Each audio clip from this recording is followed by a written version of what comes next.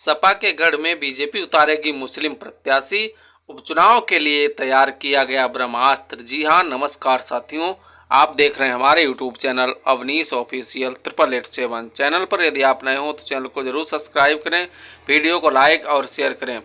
कांग्रेस ने कानपुर की सीसामऊ विधानसभा सीट पर नसीम सोलंकी को टिकट दिया है, तो जबकि भारतीय जनता पार्टी ने मुस्लिम उम्मीदवार उतारने पर विचार कर रही है।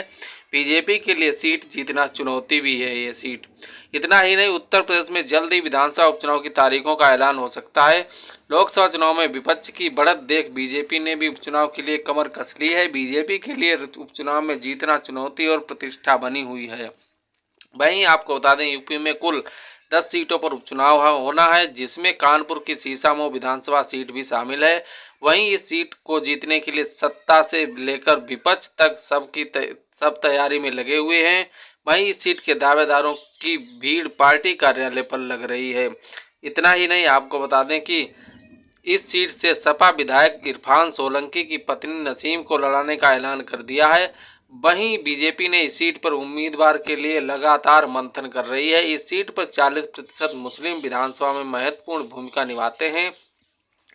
वहीं ये बीजेपी के खिलाफ वोट भी करते हैं। ऐसे में मुस्लिम मतदाताओं को साधने के लिए बीजेपी इस सीट पर नया दांव चल सकती है।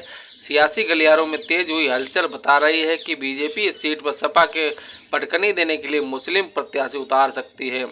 कानपुर की सीसामऊ सीट लंबे समय से सपा के पास है। एक ही परिवार का इस सीट पर कब्जा बना हुआ है। मरहूम हाजी मुश्ताक सोलंकी ने इस सीट पर सबसे पहले सपा का कब्जा कराया था, जिसके बाद उनके बेटे हजार इरफान सोलंकी सीट पर सपा की टिकट से काबिज रहे। लेकिन 2022 में कानपुर के जाजमऊ में हुए एक अगजनी के मामले में इरफान सोलंकी को दोषी करार देते हुए न्यायालय ने उन्हें 7 साल की सजा सुना दी, जिसके बाद इस सीट का रद्द होना तय माना जा रहा है और इस सीट पर उपचुनाव भी होना लगभग तय है। लेकिन विधायकी बचाने की आस सपा और उनके विधायक इरफान को अभी भी है और न्यायालय में सजा पर स्टे की उम्मीद और प्रयास जारी है, जिससे विधायकी बच सकती है। लेकिन अभी कोई राहत की खबर नहीं है। अब कभी भी तारीखों का ऐलान चुनाव को लेकर हो सकता है।